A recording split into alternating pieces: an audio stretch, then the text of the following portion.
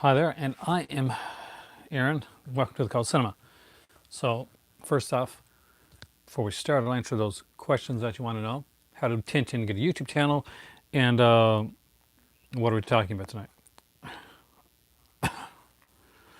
So, what we are talking about right now in the Cult Cinema is the second part of the Scream Factory collection. See, I did my regular Scream Factory editions last time on here. If you watched it, it was kind of a jarring ending because I was super klutzy. Let's hope I don't do that again today. So, if you're unaware, hey William, welcome. What's going on right now is that Scream Factory is having a Valentine's Day sale, and what that means they got a select amount of Blu-rays. Hey, Katana, and they're on for up to 80% off. Like some of them there are up to like $5.99 or $9.99. Like some are up $18, but there's some good ones for 5 and 9 and 12 and 14. Some great stuff. So we'll talk about that in a bit. I'm going to go through my in alphabetical order. Yeah, because I'm being snazzy today. My collector's editions here, and anything that you have questions about, you want to ask about. Maybe you're looking at the sale and you're thinking, I'm looking at that one. I might want to get that one, but I'm on the fence. Well, this is the video for you because I am good at pushing people off of fences. That sounds wrong, but you know what I mean. And without further ado, let's open this up here because I want to be able to see your messages. Oh, what I don't want to hear is my voice though, because not a fan of my voice. Thankfully, you guys stay here, so yay. Let's go. All right. So, like I did with the other ones, I'm going to start with like a handful, and we'll go through them. Hey, Jacob. And one at a time in alphabetical order, because that's so much easier and simpler to do. I'll leave the box sets for last, but we're going to go through all the special collector's editions here. Now, some of these are the blue collector's editions. That means they're the early ones. What does the blue one mean? Well, this is a blue one right here. This is Assault on Precinct 13, a fantastic John Carpenter film. This is the original, not the remake. And I love the artwork on this one. Now, the early Scream Factory editions, let's say you started collecting the Scream Factory in the last couple years, then this thing probably isn't like something. If you started and kept on going with stuff came out in stores, this you probably haven't seen. So this is like, for the earlier Scream Factory editions, you had this kind of like Blu-ray collector's edition, like banner up top, which they eventually got rid of, and I was really glad about that. But here we go. This is a great one. If you haven't seen this movie, I strongly recommend it. A great film, and I've watched this one a few times. Me and my cousin actually were watching this one in Newfoundland back in the day. Did you really? Oh, I didn't know they had a steelbook for this one. It's a great one for a steelbook, man. So you did a good one. Hey, Cinematech. We're doing Scream Factory collector's editions tonight, and there's a Scream Factory sale going on their website right now, so this could come in handy because some of these, not all of them, but some of these will be in sale. Norm J. Warren's in Seven-Eyed. I want that one too, Jay. Beneath. So this, out of all of the releases that they put out that were kind of newer, like IFC releases, stuff like that, this is a Larry Fessenden one. I don't have the Larry Fessenden set. This is the only like Blu-ray Larry Fessenden that I got. Oh, that sucks, man. Because they have some good stuff, they really do. You got some great stuff in Australia, too. You got Umbrella, man. So Beneath, this is actually a really good movie. I really, really enjoyed this. Watched it twice. I'm a huge like fan of like aquatic horror, so it's something that I normally wouldn't get into. So definitely worth checking out. It's got an outer commentary by Larry Fessenden. If you don't know Larry Fessenden he's like a he's definitely a cult director.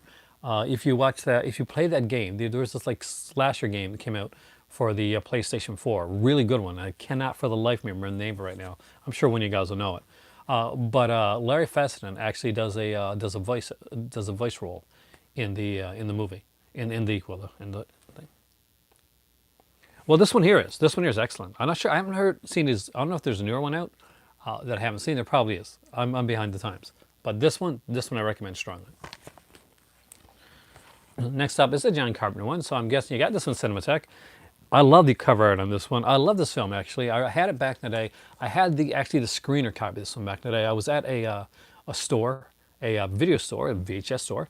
They were closing down, and in the back they had like boxes upon boxes of screener tapes. They couldn't put them out on the shelf. They weren't supposed to sell them, so they said, okay, 25 cents each or $5 for a box, like a big like box of them. You want to buy screener tapes? Then I was watching everything that I could. I bought them. I got this movie here, Body Bags. Body Melt was in it. There's a bunch of them. I wish I still had them. John Carpenter's Body Bags is a fantastic little film. It was almost a TV series, but never got picked up. The first story has ties to Halloween. The other two are fantastic. Stacy Keach is really good in here, and Mark Hamill does a really chilling performance. I can't remember the name of his eye. Is that the name of it? The Eye or something like that? About an eye transplant that turns sinister. And in those movies, those transplants, they always turn sinister. Okay, you guys know I'm a huge Phantasm fan. So this one initially did not come to Canada, but HMV, at HMV, a guy had ordered it, and when it came in, he didn't pick it up, so they just put it on the shelf, and that is Bubba Hotep. So I really like this one. What's neat is you'll notice here, and I don't think there's any more or any that I can remember right now.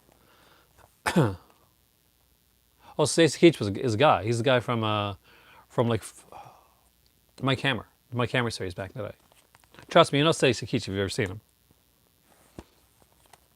But it's a unisex name, so I can understand the mistake. Bubba Hotep. And you can notice it's got a black banner. I don't think many of them have black banners. Like a ton of features on this one. I don't think any of these so far are in the sale, to be honest with you.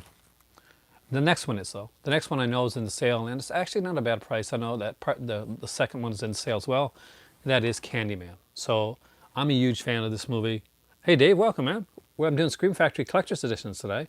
And this is Scream Factory, a Valentine's Day sale going on, so it kind of coincided, kind of went together. So I love Candyman. I always really got into this movie. And it's one I can watch over and over again. I remember, was it on? I was sick and I couldn't get I was in St. John's. And I remember Crackle. Remember that, like Sony had this thing called Crackle. I'm not even sure if it's still around anymore. Maybe it is. But they had like a bunch of movies on there. And I was like sick to dog. Couldn't get like the Blu-ray player was downstairs. And I was up in my bed. And I took my phone. It was a Samsung Galaxy 3 or something at the time. And I watched Candyman on Crackle on my phone. Still a great experience, I'm not going to lie. Next up is Carrie. I love this cover. I've got multiple copies of Carrie. I got probably more copies of Carrie than any other film in my collection. It's not my favorite film, but I do really like it. But and I already had like a Blu-ray this one already, but this collector's edition here was filled with features. Utterly love this. I love this cover. I adore the cover.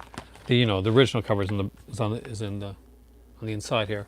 But yeah, I absolutely adore this cover for Carrie, and I also like Carrie the musical.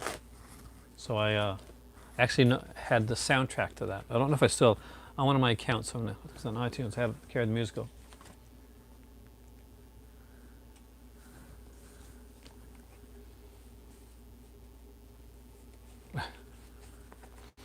Next up, they're all gonna laugh at you. Oh yeah, Thomas. Carrie's mom was freaky. In the remake of Carrie, which a lot of people didn't like with Chloe Grace Moretz, one of the best things that I liked about that film, because I did enjoy it for what it was, it's not as good as the original, but I still enjoyed it, was that they fleshed out the character of the mom. You can't be Piper Laurie, she's just too damn scary, but I like the way they did the mom in the remake. Not as scary a character, but more of a character. Try not to step on my movies, but we'll set on moves back there. Cat People, love this movie. Great film. If you've never seen it, I definitely recommend it. It's got an amazing score by I'm gonna butcher this name here, just so you know. The new Terminator movie's horrible. I haven't seen it yet, actually. Giorgio Moroder. An amazing composer, great with like with synthesizer, obviously. Inspiration for Daft Punk, and actually Daft Punk on their, I think on their Random Access Memory album, did a song kind of like kind of in tribute to him, and he actually is on it. This is a great film with some amazing cinematography and some great direction. I strongly recommend it. Cat People is a really good movie. And yes, I do like it as much as the Val Lewton one. Heresy.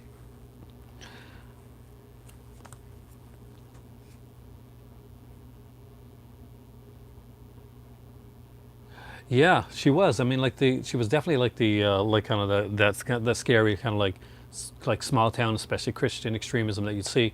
As living in a small town, I did get to actually see people kind of like that, and I guess any religion can be extremism. So we're not signaling a religion. Don't think that. But that's the movie. That's the way it goes. Stephen King definitely has some some serious issues with certain religions. If you read his books, that happens all the time. Child's Play. Love this movie. Again, I had like a basically a bare bones one of this one. This was a no-brainer. I had to grab this one when it came out. 2-disc edition of this one. Just incredible stuff. Great cover art on here, and the classic cover art on the inside, kind of the gothic looking stuff. I love David Bowie's song on Cat People, and you're correct. You're not mistaken at all. I think it might be on there actually.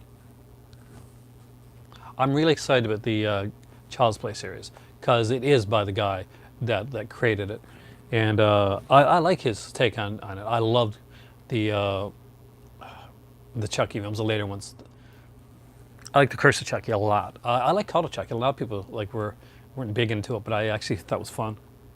Next up, somebody asked me about this one actually recently. Maybe it was one of you guys there. This is Class of 1984. It is a fantastic film with a great cast. Lisa Langoulis, remember the girl I told you about like in the last video? Kind of, she does like a lot of like Canadian like exploitation films, like horror films and that. Well, she's actually in this one too. This is probably one of her best known roles. She plays the girl in the gang of like these kind of like really kind of like psychotic group that terrorizes this new teacher. Played in here by what's his name again? Perry King. Yeah, from the bad guy plays, and he does like that's the thing. It's like what Dave Town is talking about is the bad guy in this movie here, played by Timothy Van Patten, right? I'm pretty sure. Yeah, is like a musical prodigy, and he's like genius with the piano, but he's a psychopath. And something happens early in the film that really puts him at odds with the teacher, who really stands out in this movie, and is Roddy McDowall. Roddy McDowall plays a teacher in this film, and he really like adds a lot of oomph to every scene that he's in. There's a particularly harrowing scene with Roddy McDowall, where I guess it's been a long enough time I can actually talk about it. Yeah, Michael J. Fox's first movie as well. And but Roddy McDowall does a sequence where he loses it. He's a teacher, and he's a good teacher, and he's really trying to help kids learn. So basically, what happens is he can't take it anymore. He comes to class, he takes out a gun, and he points it at the students, and he asks them questions. He basically, somebody's going to answer a question for me. Somebody's going to answer a question right. He's gone past the breaking point. Obviously something that's very relevant now, but it's a fantastic scene, and Roddy McDowall plays the hell out of it. If you've never seen Class of 1984, it's a great film. Magnificent acting in this one, great revenge film, and it goes brutal. It really does. So know that going in, and nobody's getting out being too happy in a revenge film. So, hey Kyle, welcome, man. We just talked about Class of 1984. Hope that's a movie you like. Next one is another one of those comes IFC ones, and you can see I bought this one at hey Rich, at a video store. As you can see, a little tag up there. This is Cockneys versus Zombies. I really like this movie. People really kind of take this one. Oh, do you really? You have cool taste, man. I could not pass up this shirt. It's the Japanese, what this is. Friday the 13th 3D shirt. Cockneys vs. Zombies always gets like ragged on because, hey, it's not as good as Shaun of the Dead. It's not Shaun of the Dead, it's Cockneys vs. Zombies. It's its own movie. There are some similarities, but there's a hell of a lot of differences as well. It is a really cool film. It's got a great cast in this one as well. Michelle Ryan, who would be short in the short-lived Bionic Woman series, is one of the stars of this one here. Hunter Blackman, classic actress, of course, for the Avengers, is in this one. Of course, Goldfinger, she's Pussy Galore. Really, really fun film. If you haven't seen it, definitely recommend you check it out. It's a fun little zombie film. Doesn't take itself too seriously. It's a zombie comedy. Next up is Cyborg, and I really like this. This is an Albert Pion film. There's some really, really cool sequences in this one here. I actually got this one at my local Walmart. I was shocked that he had it there. I was like, that's my better half's name. They have a Scream Factory at Walmart. Can I pick it up? It's actually really cheap. And it was like 12 or 14 bucks, something like that. So it was Cyborg. Because this is the one we both like. She doesn't watch the horror stuff, right? But Cyborg, yeah, we're both down with that. We watched it that night. A great one. Cool cast in here as well. So if you've never seen Cyborg, definitely recommend you check it out. It's a really fun, cheesy film. I think this is one of those Canon ones, right? Yeah, Canon, the Golden Globus collection, guys. Anytime you see Canon Golden Globus, then go for it. They may not always be the greatest, but they'll always be fun. So there you go. Yeah, that's Van Damme. An earlier role. That's a cool one. I like Bloodsport too. I would like to see a Bloodsport collection come out eventually. Darkman. I don't have number 2 and 3 on Blu-ray yet. I really do need them. But I like the first one. The artwork's okay. I'm not overly sold on it, to be honest with you, on the exterior artwork. But it's got some great stuff in here. When I picked this up, one thing it didn't tell you, there was like a new interview with Liam Neeson on here. It's not mentioned on the case. So that was kind of cool to watch. It's always good when there's a surprise on there for you. And I love Darkman. And Sam Raimi's going to be making Doctor Strange, it seems like, and you couldn't ask for a better choice for a Doctor Strange horror-oriented film than Sam Raimi. He's got the eye. Just One of the Guys is getting a Blu-ray release. I love that movie. I saw it so many times. So I would definitely buy that. I have 2 Blu-rays coming now. One that I got from my better half specifically, but we both like it, and one that she got from me. It's worth like getting the upgrade, Kyle, if you're if you like Darkman a lot, because there's like a few really good features on here. Even there's a new interview with Frances McDormand on there as well. Audio commentary, a bunch of stuff. It is a gorgeous film. Day of the Dead. I love this movie. Actually, I love this cover too. There's actually a full-length documentary on here as well. Day of the Dead is, I know, sacrilege, but it's my favorite out of the Dead trilogy. And I still, the original trilogy before they put on the other ones like Land of the Dead and all that type of stuff. But out of the 3 original Dead films, Day of the Dead, it just stands out for me. I really like this one. They actually talked about this on Lock and Key. By the way, I watched Lock and Key the weekend. I'm a huge fan of Lock and Key. And like I read the graphic novels many, many times. And I really, really like it. I have not ordered anything Ragman yet from this 90 sale because I got a couple things coming from Amazon. Oh, I got the I got the. Do you have the? It's the one with the head, right? And it kind of like comes open with the Velcro. That's the one I got. I wouldn't get rid of mine either. It's got like a little booklet on the inside and everything. Yeah, Vinegar Syndrome. I'll be talking about Vinegar Syndrome this weekend actually. So we'll go over that. That's why I'll do my Vinegar Syndrome collection then. For the longest time, Day They Did will always get ragged on, and I would be the only person defending it. So it's nice to hear that it's getting someone's here. So this is Dead Souls. I honestly have not watched this one. I bought this one early on. This is an early one. Bub's my favorite. I got wish I had him here. I do have him here somewhere, but it's put away. But I have the NECA action figure of Bub, with chained to the wall on the back and everything like that. I got that with the radio. So if you guys have seen this one, let me know if it's a good one to check out sometime. I still haven't checked it out. I go back to the older ones a lot more than I go to like the newer stuff. When this one came, the year that this one came out, I rated this as the top release of the year over box sets, over everything else that came out that year, and that is Dolls. This is a absolutely fantastic film. I love the cover artwork for this one here. I actually got this one from Scream Factory during a sale. I got the poster for this one. I gave it to my daughter and my son because they're both huge fans. This is one of their favorite horror movies, and utterly adore this film. It's almost like a dark fairy tale is what it is.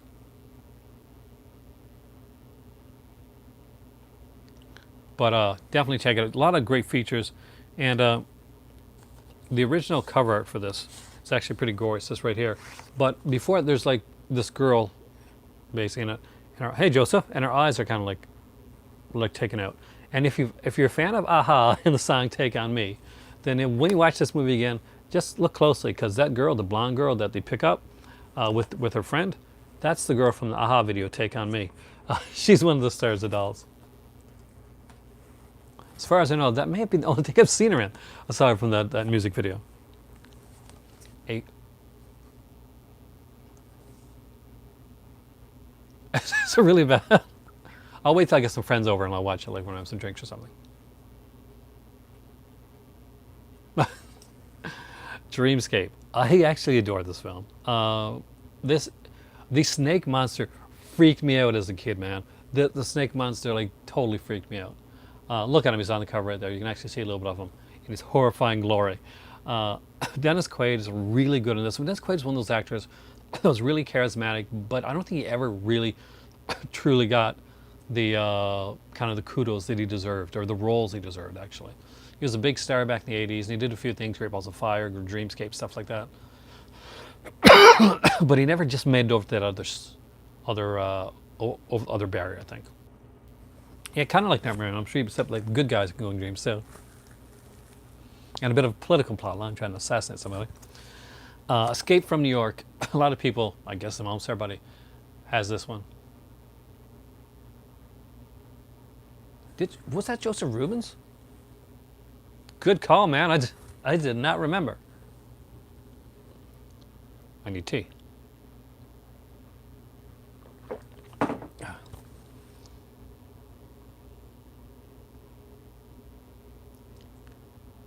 Escape from New York. Love, love, love this movie.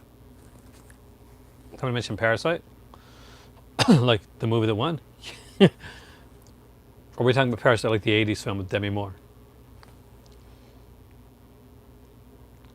Love Escape from New York. There's only a couple John Carpenter films got left to get.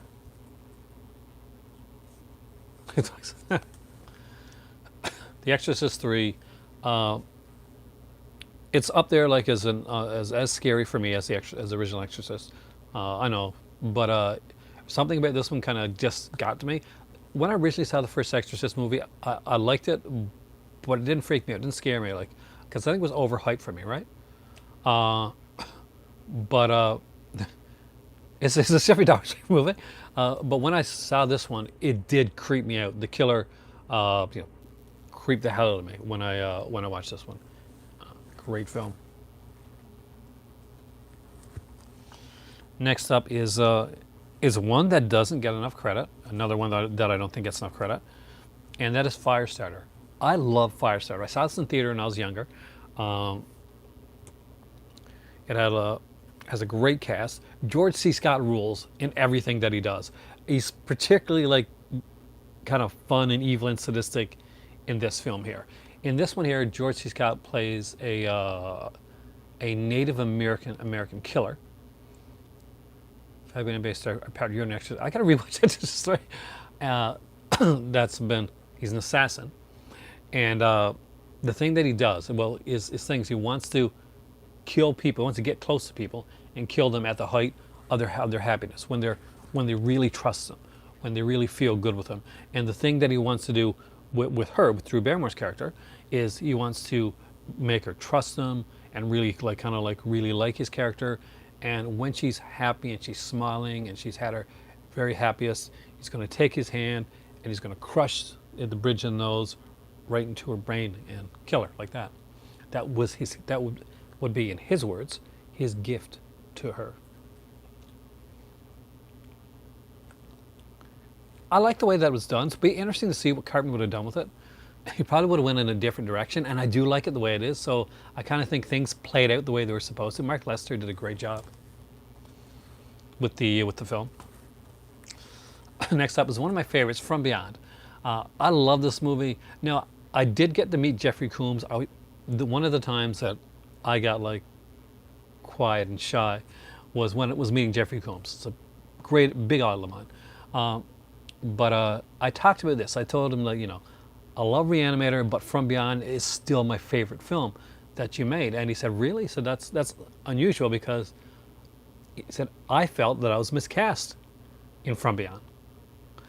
And I was like, really? And he's like, yeah. He said, I thought that the guy that played my friend in Reanimator really should have been the guy in From Beyond and not me. So I thought that was really neat that he would say that. Let me know what you think, Amy. I'm somebody that grew up with Lovecraft and Poe, and they were highly influential in my writing as well when I used to write, and they still are to this very day. I usually read Lovecraft, try to read them at least once a year.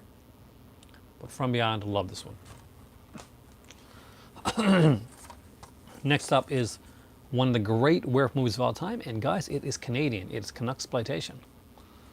From your state of Rhode Island, it is. Ginger Snaps.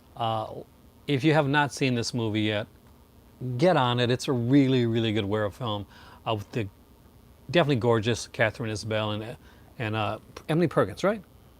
Yeah, Emily Perkins is in this one as well, and utterly gorgeous Meme Rogers.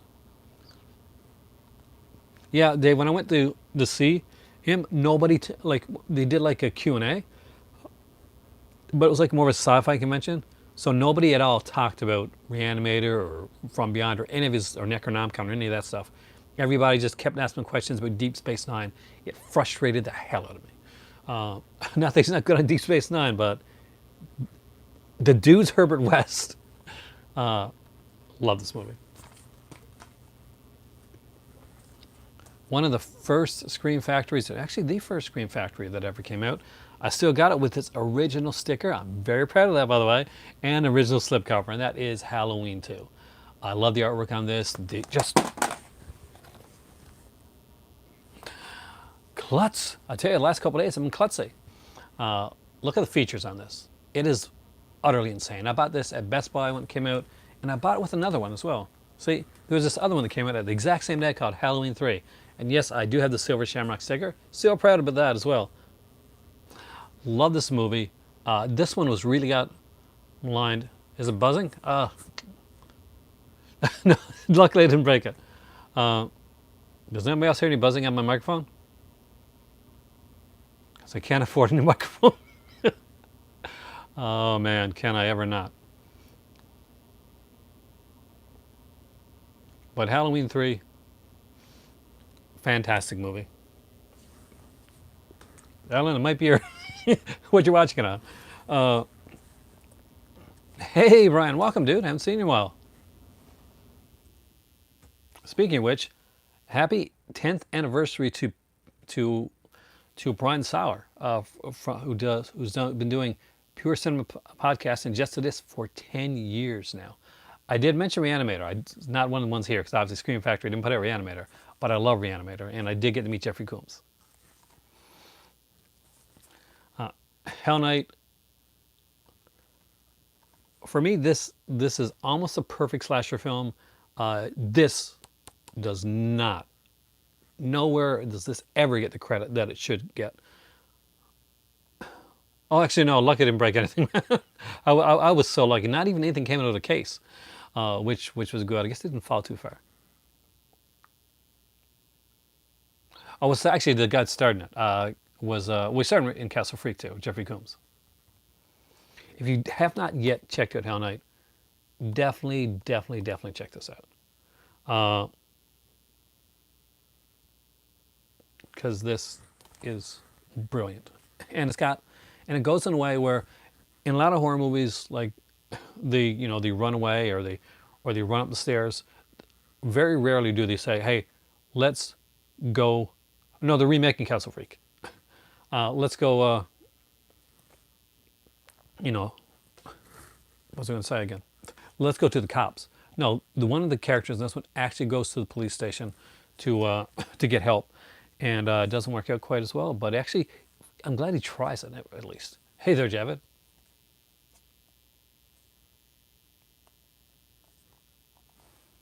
Oh, Kubrick was very helpful actually. Well, a while back here. House on Haunted Hill. Stephanie Crawford. I haven't seen her in a while in here, unfortunately, but she kind of turned me on to this one. I was listening to like a Just to This podcast once, and she was talking about this movie a lot. Darcy rocks. Darcy for me is better than Joe Bob. Sacrilege, but I believe what I believe. This one's on the sale. This one's excellent. This is the remake. What's really neat is that it's got some great features in here. Like it even has like a featurette kind of like comparing the two films. Amazing stuff. Great scan of the film. New interview with the director and the composer. I strongly recommend this. If you haven't picked this up yet, if this is on the sale, definitely go for it. I love this artwork here. And of course, there's the original artwork you see on the inside, which is kind of like just, those. It's neat with the bloody handprint, but it's just a face scream style art, like artwork. I really like this, the new arc, much, much better. Next up is, one of the best Carpenter films and one of the least talked about Carpenter films, In the Mouth of Madness. Hey, Mary, welcome. If you're an H.P. Lovecraft, if you want to know about H.P. Lovecraft, so you said you're going to read some H.P. Lovecraft. This is H.P. Lovecraft, the closest, the best adaptation of H.P. Lovecraft that's not H.P. Lovecraft. Great features on this one. Darling, but see, from most interesting, Canadian connection as well. Great film, by the way, great film. Charles Neston has a small role in this. We got John Glover, who I absolutely adore. Jurgen Prochnow, of course, is the Sutter Cain. And if you have not seen this, see it. If you've seen this and you haven't watched any, haven't read any H.P. Lovecraft, that's kind of the feel that you're going to get when you read H.P. Lovecraft. So if you liked In the Mouth of Madness, you're going to like H.P. Lovecraft. So next up is, it's kind of a controversial one. I got this one for $1. Or I don't think I would have picked it up.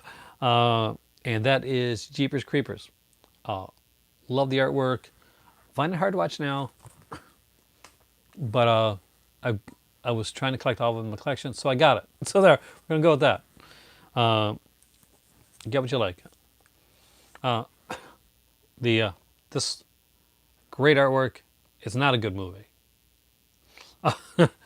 Yeah, me too, Thomas. I got them with. Yeah, it's the best. It's the best H.P. Lovecraft feeling film that's not actually an adaptation of H.P. Lovecraft. That's the best way to say it. Have I seen? I don't think I've seen Housewife. I'll check it out though. The director. There's actually a Dr. Whiffula episode on the movie Clown House, which luckily will never get a release ever. And you might want to check that out if you want to find out more about that director, because I think Dr. Whiffula has done it best out of anybody that's ever talked about it. Oh, it's from Dr. Baskin. Yeah, I'm definitely going to see it. Lake Placid. I saw this in the theater, actually. I actually really like this movie. I thought it was really fun. I like those kind of, those killer alligator crocodile type films. Betty White is in this one, the classic Betty White. I have seen Parasite. I love Parasite. I watched the Oscars. For me this year, everything that won was the movie and person that most deserved to win. I don't think the last time I've ever been able to say that with the Oscars. I usually end up getting frustrated. But this time, not so much. Next up is Clive Barker's Lord of Illusions. This was his last movie directed. I think this was the last movie directed, actually. I actually like this one. He's got a character. Was it Harry D'Amour, something like that? Yeah, Harry D'Amour, the private investigator. So Harry D'Amour's been in a couple different Clive Barker books. Unfortunately, I think this is the only movie that's been done with Harry D'Amour, Lord of Illusions.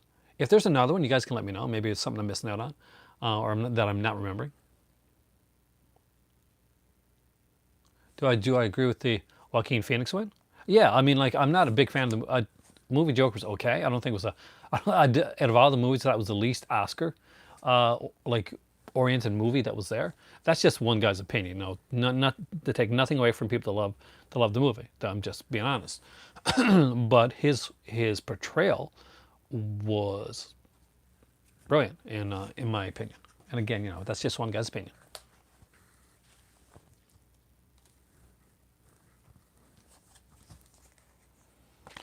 But Parasite, yeah, like, there was no movie there that I think should have had it over Parasite. So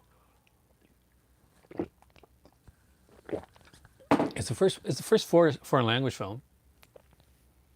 I did. I've seen the Jimmy Hoffa one. You mean? Yeah. It took me a while to get through it, but and it's a good film. It's a really good film. But and it did get shut out, but it got shut out for a reason. I don't think it was the movie that deserved the awards. I did get to watch most of the films before. Talk to you later, Alan. Have a good evening there. But yeah, out of all the movies there, yeah, Parasite deserved the win. Like, the emotional part of me wanted to see Tarantino get it for Once Upon a Time in Hollywood because he did a great job. But honestly, Parasite was the better film. And this is the guy that directed The Host, which is a cool monster film. So if you haven't checked that out, if you've seen Parasite, you're wondering, hey, what else did this director do? Check out The Host. It's a really cool like South Korean monster film that I like my water monsters, my aquatic horror. So yeah, you might want to check that out as well. Murder's a Murder. Did I see that one? I may have to go check that out. Mad Max, early one. This is one of for the longest time. If you went to your Walmart, this was like there for $10. See, I don't think he's overrated at all. I think if anything, he's underrated. How many Oscars does Tarantino have? Huh? How many Oscars does Tarantino have? No, man, everybody has their own opinion, dude.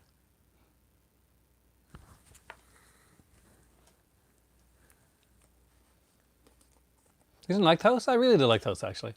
Hey, Petra, welcome. Misery. Again, this was Walmart buy.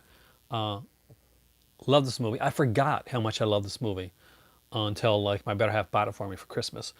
One year I did not know that I was getting it, and I watched it again. I'd forgotten how good Kathy Bates was and how good James Caan was in that film. James Caan's great in everything, man. There's an underrated director for you. Misery traumatized you, really? As a writer, Misery traumatized me. $5 at a Walmart bin. Oh, wow.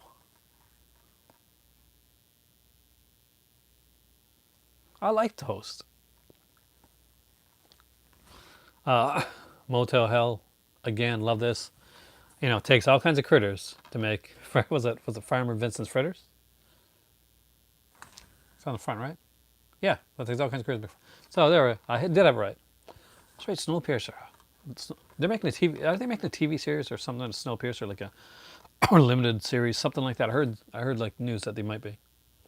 See, I love this art. See, this is cool artwork. Great movie. Rory Calhoun is amazing. This one. Rory Calhoun, he's also in Angel. So there you go. Get your Angel box set if you haven't picked it up yet. Night of and a Demon Wizard. EW. Night of the Demons. Another Kevin Tenney film. I love Kevin Tenney. Great one here. We got Kathy Padwell, right? Hope we got that right. Padwell, Linnea Quigley, of course. Yeah, I know it has been a while, Pedro, but welcome back. And again, fantastic film. What's really neat about this is the girl that plays the bad guy in this one. Her name's I think Amelia Kincaid. Amanda, Mimi Kincaid. We'll go. I knew I had the last name right. Mimi Kincaid. So anyway, she plays the Hey Corey, man, welcome, dude. No, these are all Scream Factories, William. So she plays the kind of the bad one in it. She's actually she's the niece of Rue McClanahan from Golden Girls, and in real life, she is like she's a pet psychic nowadays. That's what she does. She's a pet psychic. There's a good interview on the disc with her, and she actually talks about that. Yeah, the movies I dropped were okay. I get asked that a couple times actually, and a couple people even like texted me and asked me. Thank you. But I was luckily they were good. This is a good Scream Factory one. I don't think it's on the sale, but it's a good one. And it's Night of the Comet. If you've never seen it, it's totally 80s. We got like, I know it's the Kelly Monroe's in this, right? Yeah, Kelly Monroe, Catherine Mary Stewart, Sharon Fallon, Mary Warnoff. Very cool film. If you've never seen it, check it out. I think it's got like 3 commentaries on it as well. So really cool stuff. Another classic Carpenter one, Prince of Darkness. I saw this in theater with my dad. This has a very special place in my heart.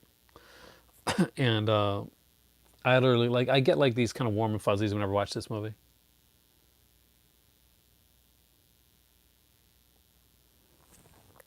I'm glad they were able to catch up. It's easy to catch up now because I'm slowed down on my videos recently. I apologize for that, guys, but it's just been really busy lately. Willy Wonka and Snowpiercer. Ooh. Pumpkinhead. It's a classic, modern ghost story, fireside type of tale. And it's really good. Lance Henriksen is fantastic in this film. Stan Winston's like Pumpkinhead like design is incredible. The people that had working on it with him did great. There's a great cast in this one here, and I actually like the sequel as well. If Pumpkinhead 2 is on sale for $8.99, definitely grab it. Yes, I love Pumpkinhead 2. Love me some Bloodwings. Next up is the classic Raising Cain.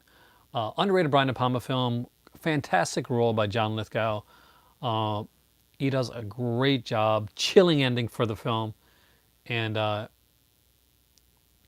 if you have not seen Raising Cain, don't go into it. Don't Google it.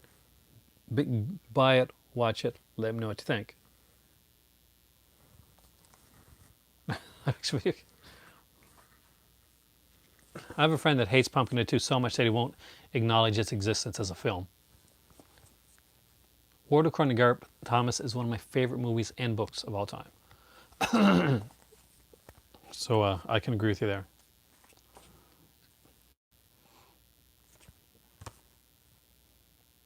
Gotta love this one. Not well. No, I wouldn't say ripped off Tenebrae, but he was definitely inspired by it. Brian De Palma is the kind of guy that I definitely get along with. He loves Hitchcock. He loves his Down Giallo, and it's obvious in his films. Silent Night, Deadly Night, fantastic film. And well, I'm going to actually talk about the second one in a minute. I kind of disagree with the Take Time, and I'll tell you why. There is a fantastic documentary on here that you gotta see. Even if you don't like this, you've got to. You got to see the documentary. Now we're going to talk about something that's divided the group here. Silent Night, Deadly Night, Part 2. You guys know I have the T-shirt. I actually really like this film.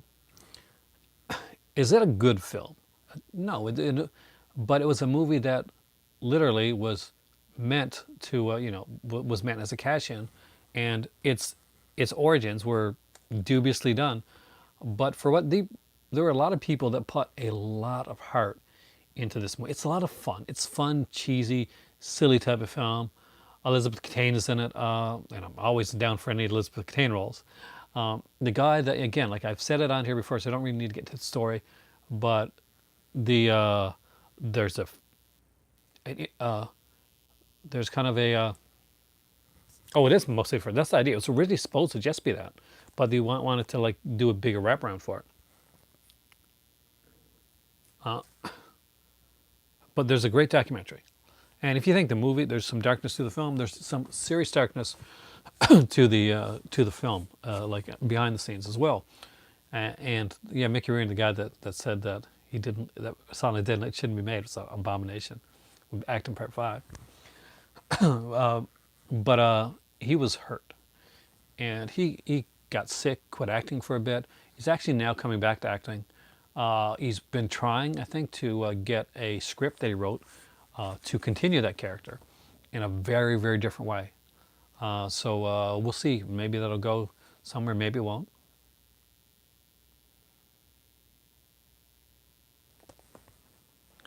Thomas, you would love to hear that. I'm doing pretty good, Mark. Thanks. Hopefully you're good. But because he was hurt, like he put a lot into the movie, put a bunch into it, and people laughed at him, and they laughed at it, and he's an actor, and he's doing his craft, and nobody wants to be laughed at, or to feel he felt like that, like he left, and although he says no, I didn't leave because of that and all that, it didn't work for him. But eventually, he found out how beloved it was. But still, it still feels like when you hear interviews, a bit of a sore wound. He's trying to kind of redeem it, I think. Okay, I love this cover, by the way. Shocker. I actually like this movie a lot. A lot of people hate this film, but I actually really dig this one. This is a Wes Craven one. Like this one came out, the horror show. I think it might have came out around the same time.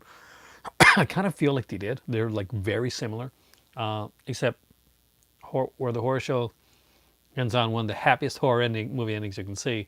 Shocker's not quite as as forgiving as that. It has Mitch Pileggi, of course, will be famous for X-Files, but he did a great job in this one here, and I think that's why I like it, is because he fully commits, and the script didn't work that as well, but his character, no matter if you hate the movie, you cannot hate his portrayal in this film because he fully commits to the role that he does, and he does a decent job with that. I mean, I think it's one to go back and check on again. Now, here's a movie that a lot of people hated originally, and I will 100% fight them on because it is Sleepwalkers.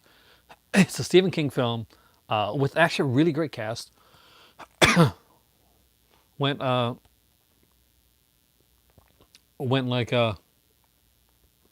very different. It was like the first Stephen King movie, like this was that he wrote for screen.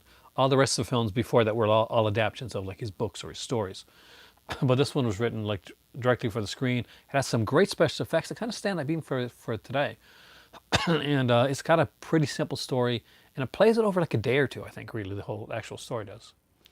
And of course, it has one of the most beautiful women, and that is Machinomic, who I will say right now, she is in that film, right now in Riverdale.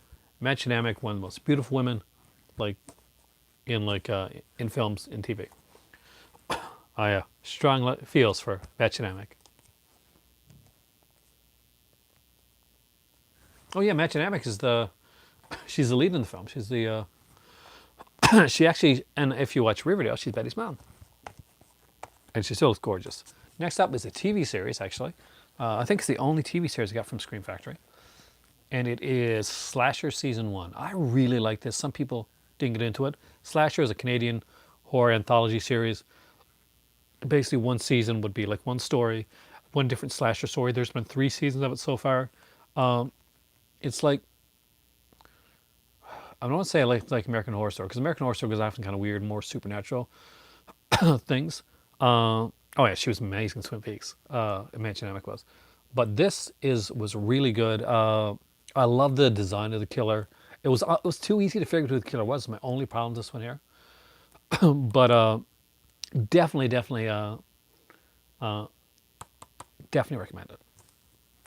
If you're a fan of Supergirl, remember the series Supergirl? The girl that plays Lena Luthor on that, who is in my, I think it's on Shudder actually, Brian, is who plays Lena Luthor. Look closely. Yeah, she's the star of this one. She's the best part of Supergirl for me. Sleepaway Camp. Do I have to say anything else? It's a classic. It's got Felissa Rose, who grew up to be a very lovely looking lady. And it actually has a short film called Judy by Jeff Hayes. And Jeff Hayes was I think he runs Sleepaway Camp, the website. There's a fan website for Sleepaway Camp, and I think Jeff Hayes was the guy that runs it. Oh, dude, Sleepaway Camp was fun, though not as fun or as good as Sleepaway Camp 2. I just love this movie. I really do. I just love everything about it. Hopefully I don't choke to it there on camera. Sleepaway Camp 2, Pamela Springsteen's amazing. Brian Patrick Clark's in this. He's one of my favorite soap actors back in the day. He played Grant Putnam on General Hospital. And I'm a big soap geek, so Sleepaway Camp 2, if you haven't seen it, check it out. It's very tongue through cheek, and I utterly adore it. Sleepaway Camp 3 was filmed. Actually, yeah, it is Bruce's sister. She will not talk about these films, by the way.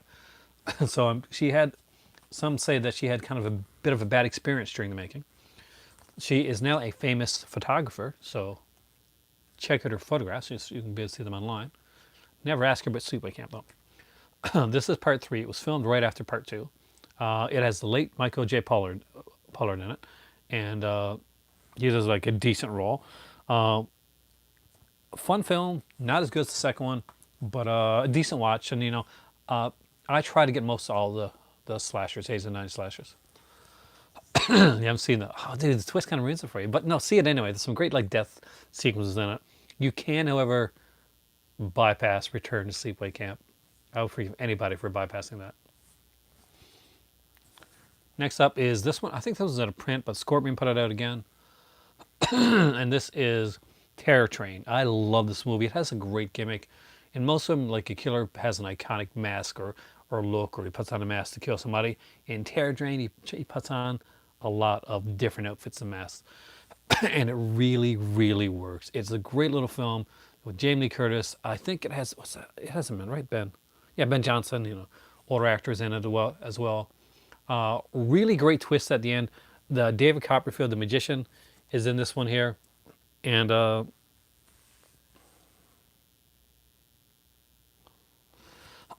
friend of mine was going to get me that edition at one point. But they never came through. But that's okay. I guess they decided to keep it.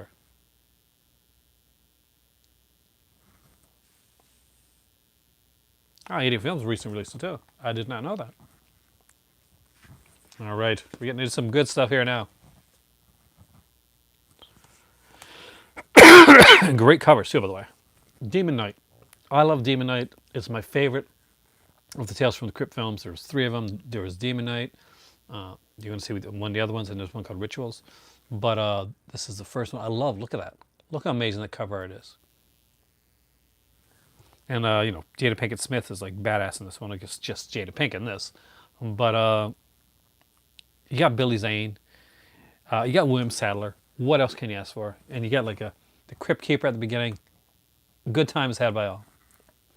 Next up was Bordello of Blood, which works despite the fact that Dennis Miller apparently was a huge dick watching during this movie. But from what I've heard, that's just Dennis Miller's MO. But yeah, I really have fun in this movie. I thought it was a lot of fun. Angie Havard's in this one here. Corey Feldman, right? Corey Feldman's in this one too, I think. Yeah, Corey Feldman, Erika Eleniak as well. Really fun film. It actually works. You got to give the devil his due. Dennis Miller really does a good job in the film. So, hate on him for being a dick in real life or not, he does do a good job in the film. Texas Chainsaw Massacre: The Next Generation. This is, for me, the worst version of Leatherface that you're ever going to see. That being said, this is an awesome addition. It's got some great features, and it's got Renee Zellweger and Matthew McConaughey in this. And Matthew McConaughey makes this movie. He really does. He's got this brace on his leg, and he needs like a remote control. Is that Erica? I don't know. I'm finding it from you if it is. So it probably is actually. Oh, it's definitely worth seeing. I mean, it's a fun edition. It's weird. It's unusual. It's got a couple cool cameos at the end of it. There are 2 versions of the film here. We got the theatrical and director's cut. For a long time over in the U.S., you could only get the theatrical cut. And see, there you go. It's been verified.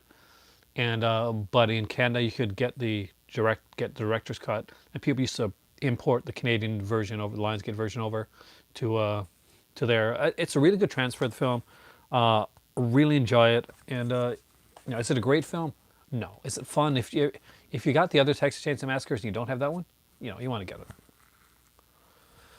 Next up is another early one. That is The Burning. I love this movie. I don't know anybody that really.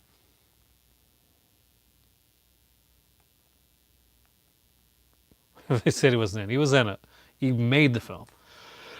I don't think Matthew McConaughey was so mad about the film as much as his handlers were. That originally that Texas Chainsaw Massacre cover, by the way, had Renee Zellweger and Matthew McConaughey's faces on the cover of it. It was later on they showed, oh, this is a corrected edition of the cover, and with their faces taken off. If you don't know this one, guys, get this one. Fantastic film. Came out the same year as Friday 13th Part 2, and Tom Savini chose that one over it. Yeah, Tom Savini didn't make it for that. He chose that over doing Part 2, and I'm not sure. I think it may have been Carol Fullerton that did Part 2, but don't quote me on that. I'd like to make it for Friday the 13th too. The Craft. I was kind of disappointed that it didn't have like a newer transfer, but I actually really, really do love this movie, so I didn't mind.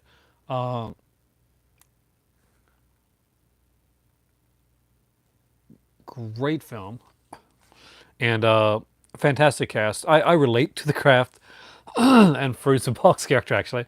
There's some new interviews on here as well. Definitely check this out. It's a really fun film. I love The Craft. They're remaking it, actually. And I'm fine with them remaking. I'll let them remake it for a new generation. Hopefully it'll get the original Craft known by some younger people as well. So here's one I like, that even John Carpenter had some problems with, but I really like it. And that is The Fog. But John Carpenter's been kind of crouchety in some of his interviews about his early stuff. I really enjoyed this film. I like ghost stories. That being said, I really like ghost stories. Got Adrian Barbeau, Jamie Lee Curtis. You got Atkins without the stash. Soundtrack. I don't have the soundtrack to this. Actually, I really need to get it. I'll be right back. Oh, the remake of The Fog is one of the worst pieces of trash I ever saw put on screen. And I can honestly say that. Because you know me, I'll say good things about anything. And I'm a huge Smallville fan of Tom Welling. But I'm not a fan of the Fog remake. I thought it was horrible. One of the few times you can hear me say something bad about the film. People Under the Stairs. It's a classic. What else can you say? Great cover, by the way. And as always, a ton of features on the back. And the features aren't just on the back. They're in the Blu-ray as well. The Wicker Man. No, I can enjoy The Wicker Man. I can't watch. Atkins was amazing. Thrill me.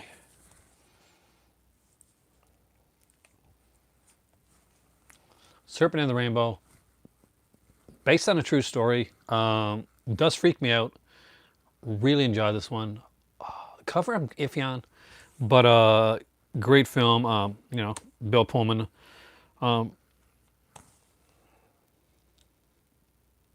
Peace. One of the movies that actually scares me. Thank you. This is The Strangers. These type of movies freak me out a bit. So did Serpent and the Rainbow. Because the truer story ones, those things freak me out. Utterly adore this film. I didn't originally. I hated it when I first saw it. Liv Tyler. And she would have lived through that movie. They would have done the sequel right afterwards. They Live by. Sticker on this one got a bit ripped, but I still got it. But really love this movie. And for a lot of people that didn't really get into Scream Factory right away, this was a movie that got a lot of people buying Scream Factory and then going back and getting the earlier stuff as well. So apparently, the line that you just said there, Amy, the I'm all at bubblegum line, was a line that he'd used. He had a book where he used to write down all of his lines. Roddy Piper, another Canadian, by the way. Or played like a Scottish wrestler, but he's Canadian. Kind of like Ivan Koloff, who's an older wrestler, used to play like this, the Russian Bear, right? Ivan Koloff, also a Canadian wrestler from Montreal. But yeah, I really love it. And Roddy Piper, man. Urban Legend. I love this movie. Hands down, 100% adore this film. So, if you've never seen this one, and the second disc is a feature-length full documentary that goes through the entirety of the making of this film. Where's Frog? Oh, Hell Comes Frogtown, I think you mean. No, They Live is his best film. Like, hands down. I will say that right now. Hell Comes Frogtown is a fun film. It is a fun film. It does a good job. This one actually in the early 90s. And this goes to show you, like,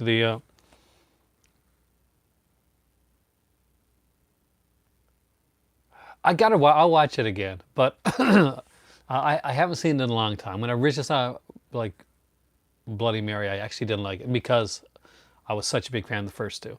But I'll give it another shot. But this is great. Get this, guys. If this is on the sale, like, don't even hesitate. I don't think it is, but if it is, grab it. Just grab it. Like, not even joking. Another one, if you ever see this one on sale, one, it's a great film. Not a horror film, but a great, great film with some of the best features. Like some amazing interviews on here. And long interviews as well. Vice Squad. For ages, people wanted to see Vice Squad come out. Scream Factory finally bought it, so hopefully,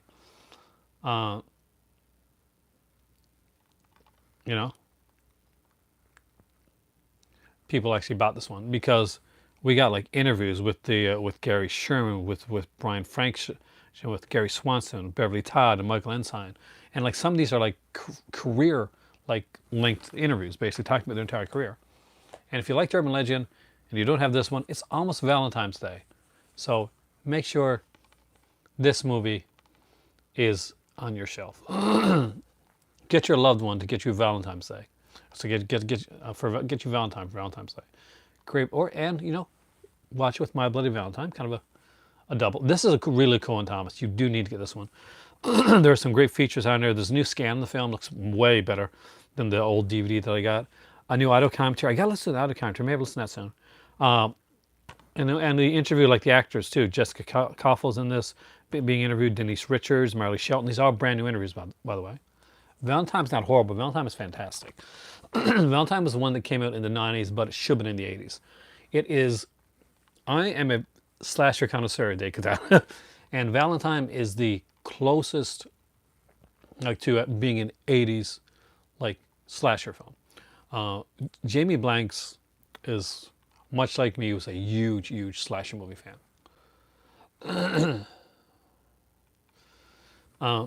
And this shows. It shows with Urban Legend. It shows with Valentine. He really knows how to make an 80s slasher film. The reason Valentine and Urban Legend didn't do as well as you would have expected to do back then was basically because at the time it was the 90s and people were getting tired of traditional like slasher films. Now, once you go back and watch this now, this is actually definitely far and above. I've seen it. I haven't watched all of Hellfest yet, but I've watched a bit of it. I got to sit down and watch it. Like, actually sit. Lately, I haven't had a chance to watch anything. And last but not least of these are the Village of the Damned. But don't worry, I'm not finished yet. We have box sets to go through. So I'm going to like bring these over carefully. Then I'm going to go through the box sets because I want to do that. I don't want to be clearing my... Again, I like Village of the Damned. A lot of people hate this one. Again, it's one I like. That one's on sale. It's on a good price. Definitely go for it. Great features. I'll be right back.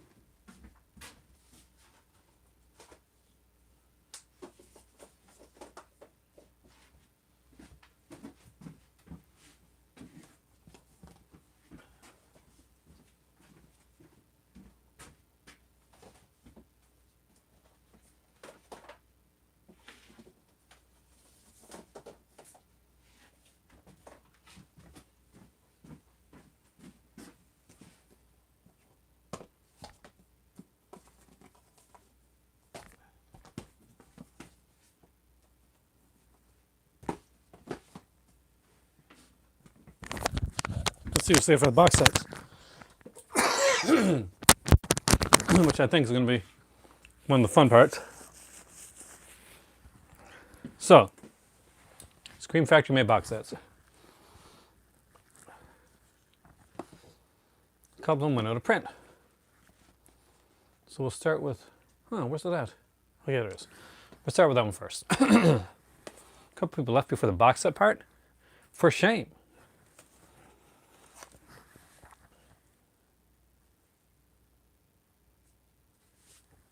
Did I miss any comments here?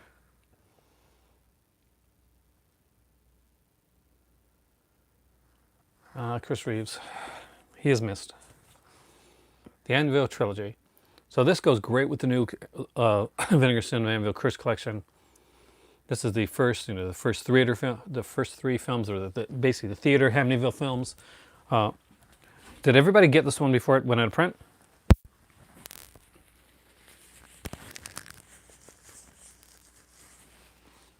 My allergies are acting up. You guys are so quiet.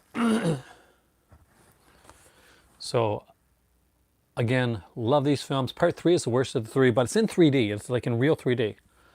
Yeah, so grab it. I mean, it's pretty cheap right now, so grab it while you can still get it. And the fact that it is, like, that's awesome and amazing. There's some great features on here. I just take them out really quickly. So this is the original. And I love the artwork that they use from them. What's really neat is this one here is the second one. I find this to be the best of the 3. That's just my opinion. It was done by an Italian director, and it shows, it's got really it's Italian roots showing up in it. And there's a lot of features on this one here. Well, a lot. There's never any features on it before, but Dan Franklin, Rocciana Alda, Andrew Prine, the director's interview. There's not a commentary. Prefers the remake. I'll give credit. I thought the remake, they did a good job. Like, I'll be honest, I really enjoyed the cheesiness of Amityville 3D, but the remake is actually, I'll give it some credit. It's a better film than Amityville 3D. Ron Reynolds is really good in dark roles. He doesn't get to do them a lot, but when he does them, like you can really tell there's a cool darkness there. That's too close. Yeah, Ron Reynolds was the best part of the movie for me. Like, hands down. Apparently, I'm not sure what happened with this. Maybe it fell on the floor or something like that. I have no idea. But look at this. 3D glasses never know. Well, this one here, you need real 3D TV because it's like 3D, as in not in the anaglyphic 3D, but as in the 3D TV 3D. So this is It's Alive trilogy, which I utterly love. The Larry Cohen trilogy. Every one of these films is fantastic. Got scuffed up a bit somewhere. Might as well get the big one out of the way right away. The one that I had to stand. Well, I sat in a car actually at my local Future Shop waiting for it to open up because they only had one copy of this box set in there, and I knew I had to be one of the people to get it. This one is now to print. I do think this one goes a little bit more expensive than some of them. You guys can let me know, because I don't know about like prices or expensiveness, because I'm not a reseller. I don't know actually. That's a good question, Jab, but I'll count them tomorrow. So next time I come on there, I'll have an answer for you. Over 100, I know that much. So, but not like way less than a lot of people got. So this is the Halloween box set. This was one of my, obviously for a lot of horror fans, this is one of the box sets like you utterly have to have. It's got to be in your collection. It's just fantastic. And Scream Factory did an amazing, amazing job with this here. This was one of those that nobody thought was ever going to come out. I love the artwork on this. It is a bit pricey, I think, now, actually. So I'll just like quickly go through Crown Jewel for you. Yeah, actually, for a lot of people, like nobody ever thought this was going to be like, you could ever get this. Like, it comes with this really cool like booklet as well. $350, holy crap. There's some great like pictures in here.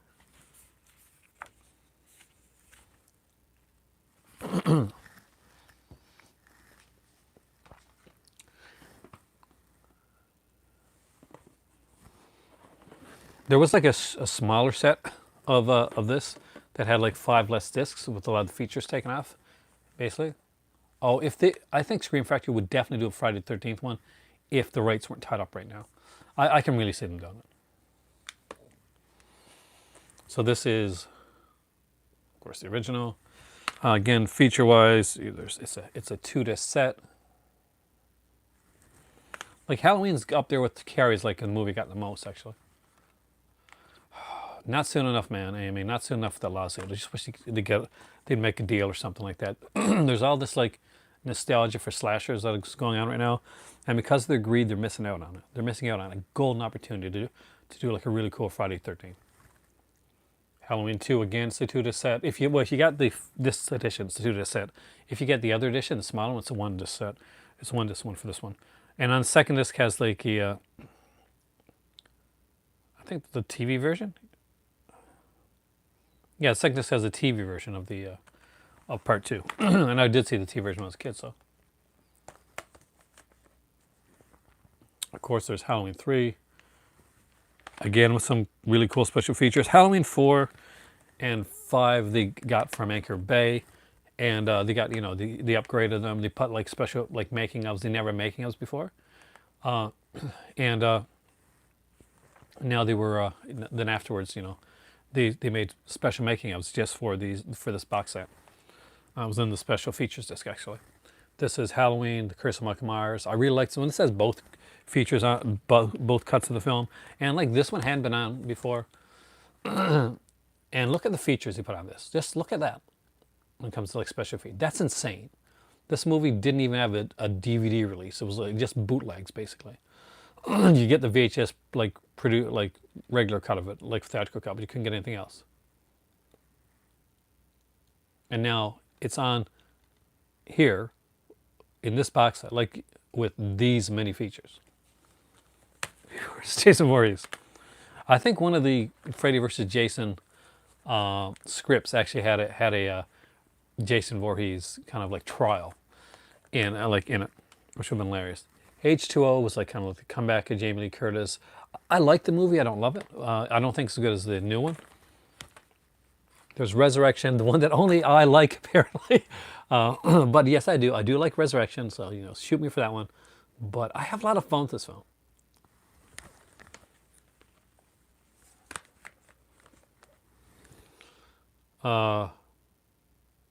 Hey Rich, yeah, you gain respect there. I love Resurrection. Better not. And Busta Rhymes,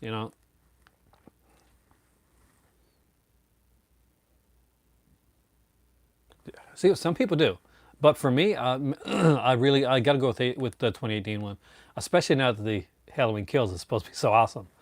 It's got a lot of really good of course, this is the other Rob Zombie one.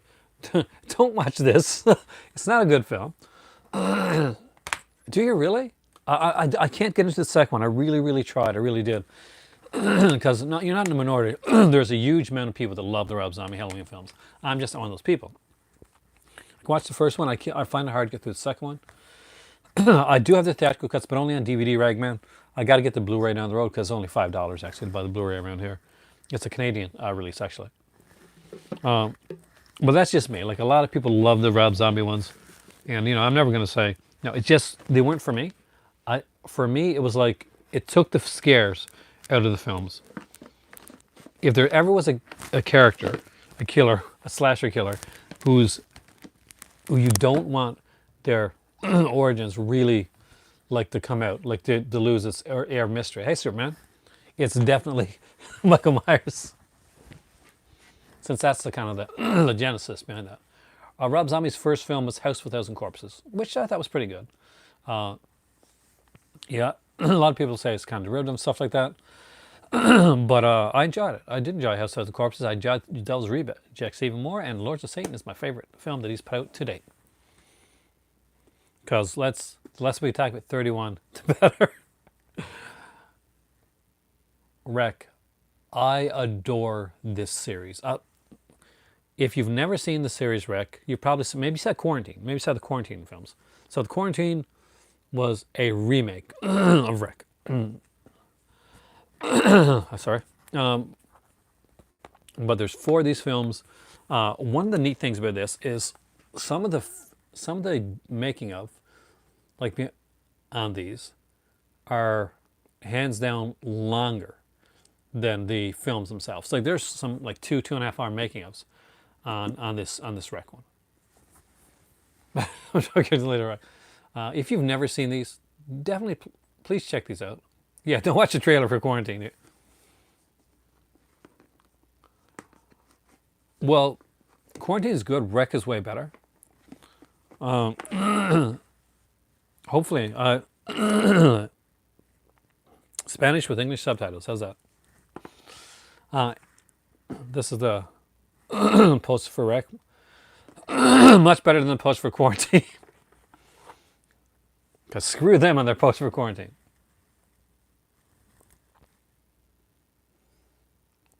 Wreck 2, which I actually really like.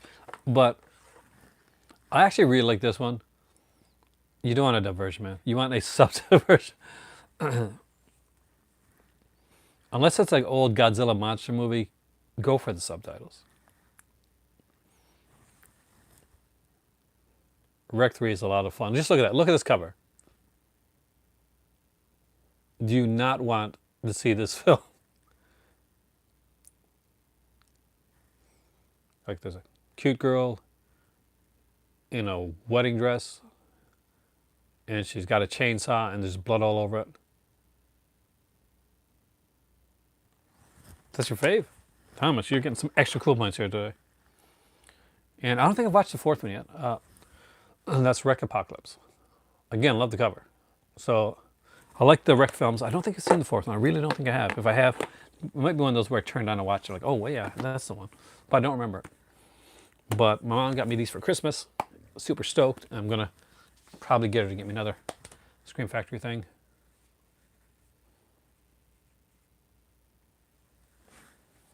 See, my kids are usually into Korean films. And so they were super excited about the Oscars, right? So and the fact that first foreign language Oscar film, everyone Best Picture Oscar. I don't want to tell you, Carolina, and I'll tell you why. Yeah, I can say it a bit. Like, there's this newswoman, basically she's with a camera guy, and they're going out with these, I think it's firemen, to kind of to an emergency, and stuff happens. That's what I'm going to tell you. Go from there. It's a cool series. It really is. And I'm not a really found footage lover, but this does it well. This does it different and does it well. You trust me, I like it.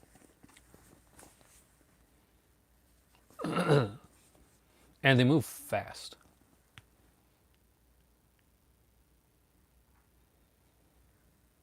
I don't want to say zombie horror, but that's kind of. But survival horror. Yeah, we'll go survival horror. Good Critters collection. Again, belongs in everybody's collection.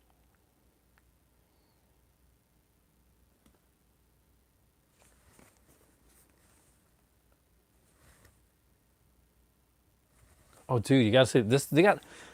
Get this box set if you don't have the Critters ones. It not only is great. There's great making-ofs on every single one of these. If I can answer it, I'll answer it, Superman.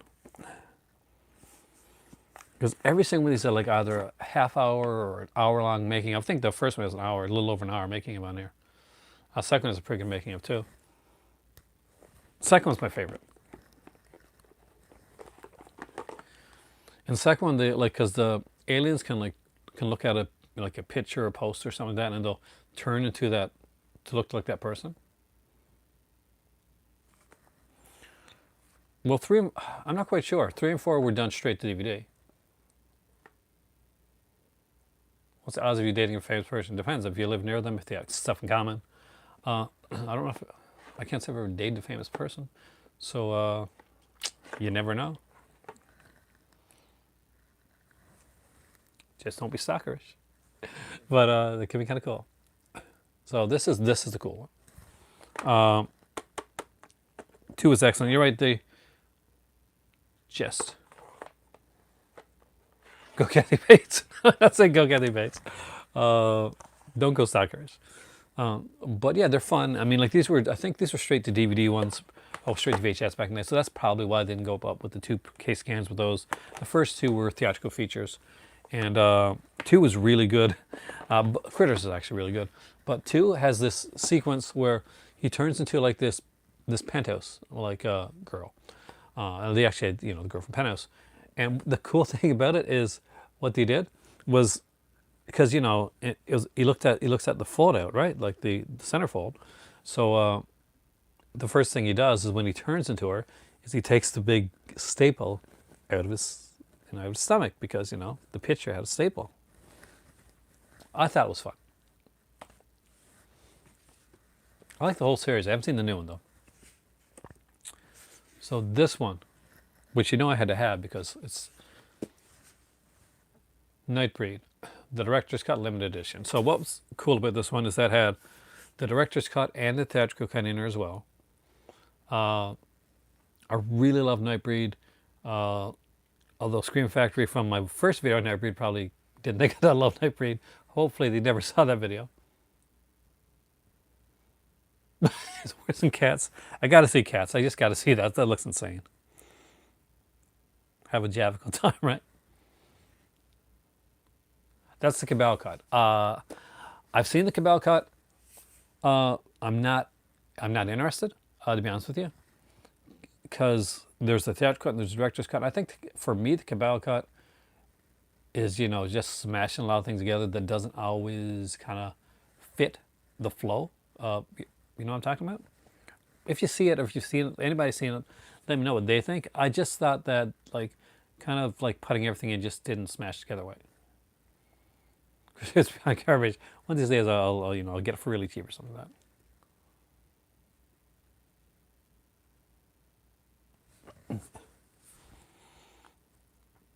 But yeah, the only controversy that I can know of with Nightbreed was that it was expensive at the time. And I did a video called Shame on You, Scream Factory, talking about the price of Nightbreed. It was a rant video, which just goes to show you, just because you can make a live video doesn't mean you always should. Or you'll end up it'll haunting you for the rest of your life. Or in this case, everybody's seen that video, so. I get of all my videos, it's got thousands of views. I have no idea why. I did, didn't I? That was your introduction? Well, see, it worked in a way. I ended up getting it anyway, and I kind of apologized later on. I'm very passionate about my films. That's okay. Oh, Rick, that's fine, man. It's not a bad memory. Poison Ivy collection. This was a recent buy for me. I really like these films. I really do. Every single one of them. People are like, oh, well, yeah, they're pretty good. Then you get the Secret Society. That's not so good. No, it's really fun, actually. But I like these type of films. I like the Poison Ivy films. I like the Wild Things series. I like the Cruel Intentions films. Yeah, that was back in St. John's, Thomas. The lobster thing there's a big story behind the lobster thing. But it was initially, we got it at Target. It was like a lobster head and claws, and we got it for a costume for Halloween. It was just for a protest as well, being politically active and all that. But it was kind of cool. But it was interesting anyway. Hey, Batman. Why did I double dip on Nightbreed? Well, in Ragman, because I initially wasn't going to buy that edition. So when the other edition came out, greater than Ghostbusters, I initially wasn't going to buy the limited edition. My better half surprised me with it. I actually bought another one of it for my for my daughter as well. So 3 editions really. So the Poison Ivy collection. Barbed Wire is with Pamela Anderson. Barbed Wire is a remake, in many ways, of Casablanca. So next time you watch Barbed Wire, look out for the Casablanca references, because there is a ton of them.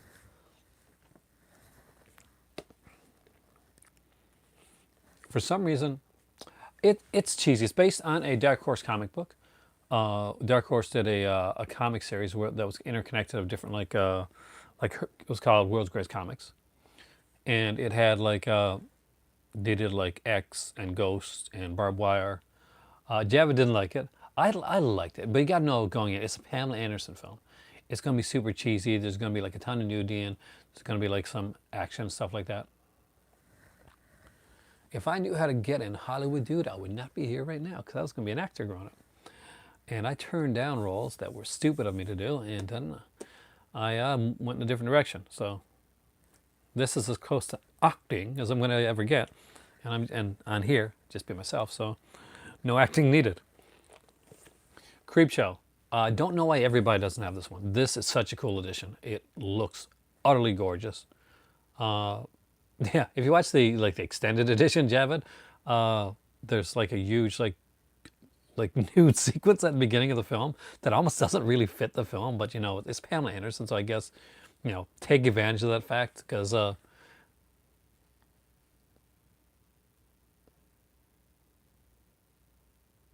yeah, it's the thing. I wouldn't have the kids if that was the reason. Yeah, this isn't a gorgeous slipcover. The swing, yeah, the swing, so rich. That's what that just makes no sense, but I'm not complaining. So it has like a kind of a book in here. I was really hoping that they'd have like the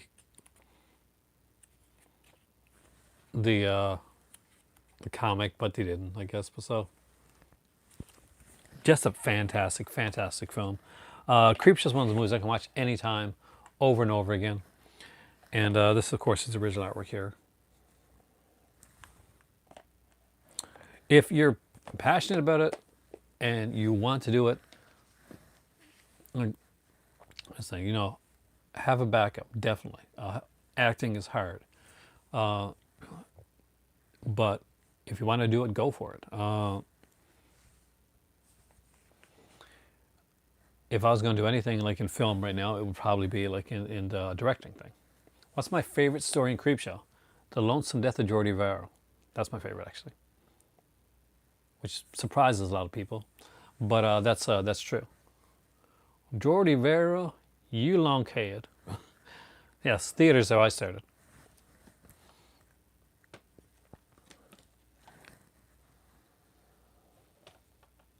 Oh yeah, part 2 with the Arrow edition, and there was also an 80 Films edition, wasn't bad either. That's when I got it. I don't have the Arrow edition. Next up is a classic set. I love this set. I got to get the first one, I really do. And that is Paul Naschy Collection 2. I got this one first because, one, I found it, and I didn't find the Allstick. That's in part 2. That's the raft one. Thank you, Superman, dude. Do I like Graduation? I love Graduation, actually. It's a very different slasher film. The Patch McKenzie character is really a different Final Girl. Very different Final Girl with unique aspect of it. And get the 80 Films edition because that's a cool documentary on it. If you've ever seen the movie Larry Fessenden film The Beneath, there's a lot of the raft in that one. I think these here are probably in English dubs for most of these. I had hoped that they would be in Spanish, but most of these are English dubs, I think. Yeah, they're all English dubs. I guess that's what they could get, right? This, it's a 5-disc set with 5 discs, right? 5 film set. Not sure it's 5 discs or 4 discs. It's got got a booklet in here as well. I got to check here because there's a lot of tons of nudity and stuff in these films. If you like nudity in films, Paul Naschy is your man. And if you like werewolves, well, it's also your man. Oh, then you definitely got to get some Naschy. Because yeah, he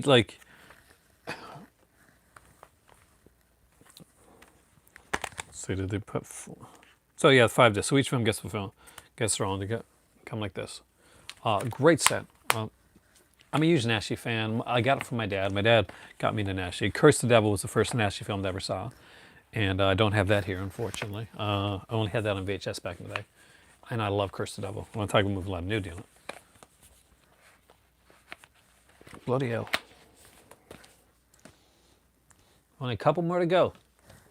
So this one out of print. That surprised me. Yeah, he did. Nash, if you ever get a chance to read Nash's autobiography, his biography is utterly fantastic. And I think Troy Haworth did one as well. So dear end, then you got to watch Nashi Jab because there's a lot of that in Nashi. And they're all gorgeous too, by the way. This is the Vincent Price collection. This is the first. He did 3 of these. This one out of print. I think the second one's out of print now as well. Two as well. This one has like 6 films. You get The Pit and the Pendulum, the Fall of the House of Usher, The Mask of the Red Death, The Abominable Dr. Fives, The Haunted Palace, and of course Witchfinder General.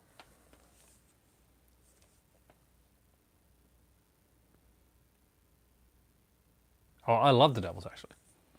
It's never been like totally uncut, but I got the BFI release, the 2 DVD edition. There's a Lena Romay Severn film. Maybe not right away, but yes, I will. I'm usually a Romay fan actually.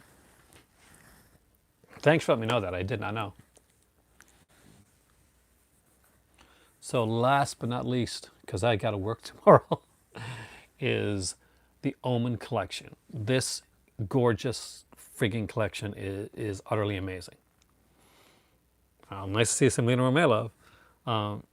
And if you have not seen this, just look how amazing this looks.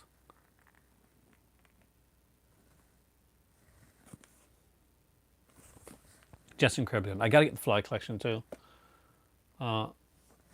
This one is fantastic. And what's really neat about this is Omen 4, The Awakening. Not a great movie, but she was actually, they were together for many years, Javit. And after she passed away, he passed not too long after it actually. Omen 4 was never on Blu-ray before. It actually was even like left out of the regular Omen collection. They did Omen 1, 2, and 3 in the remake. They totally ignored the 4th film. And it's got Michael Lerner in it, so you cannot ignore anything with Michael Lerner. Damien, that might be a little hard. Again, there's some great features on all these here. This is the Omen 2. Have I bashed up or damaged any of my movies? Once, I actually had a box set of silent films from Kino Lorber and silent horror films. Oh yeah, I got some Jess Franco, man. Not enough though. Definitely not enough. I need more Jess Franco in my life. And it got down. It got like we had like a flood here. Well, not a flood. Well, we had like some. Remember when back in the day when I had when we first moved in here and had to move all my movies upstairs? That's because we had like a sewage issue, and the box of the movies weren't damaged. You have good taste in directors, Ricky, because Jess Franco rocks. Hey, well, welcome to PlayStation 9 came in at the end, but unfortunately, the box was totally ruined. So I don't have the box anymore. It was like totally like soaked up and stuff like that. Luckily, the discs weren't damaged because it has like the Shadows of Darkness documentary, the documentary on silent horror. What's my favorite Jess Franco film? I'll do a Jess Franco video one of these days. So I'll leave that for when I do my Jess Franco video because he deserves it. He deserves his own video. Pretty good. Actually, you're coming at the end. I just did a whole, try and watch it after. I did a whole Scream Factory collection review. And by the way, guys, for those that don't know, if you came in late, Scream Factory is having a sale right now for a lot of their 90s stuff. Some really cool stuff is included in there. And I don't think it's just 90s. I think there's some 80s stuff as well. But it's up to 80% off. And there is, it's going on right now. It's going on, I think, till Valentine's Day, I think. Check it out. The movies range anywhere from $5.99 to I think around $18.99 being the most expensive. But there are a lot of $5.99, $9.99, $12.99, and $14.99 titles before they even go up to the $18.99. So definitely check that out. Remind me, Javed, about because I will forget. So you just remind me when I do my next video, which is probably going to be the Vinegar Syndrome one because the Vinegar Syndrome sale is coming up, the Valentine's sale. Just remind me, say, don't forget that Jess Franco one, because that's one I'll have a lot of fun with. Anyway, I am Aaron, or secretly known as Tintin. The Larry Pheasant said it's $39.99. I would love to have that actually. Anybody wants to give my birthday's in March? Anybody wants to give me Scream Factory The Larry Fesson set is what I'm looking at. Yeah. I'm secretly Tintin. You are the Cold Cinema. Have a great evening. I can't wait to get all hands. I'm a real big fan of that film. And I will see you guys soon. Because it truly is time for tea and sleep. Man, do I need some sleep.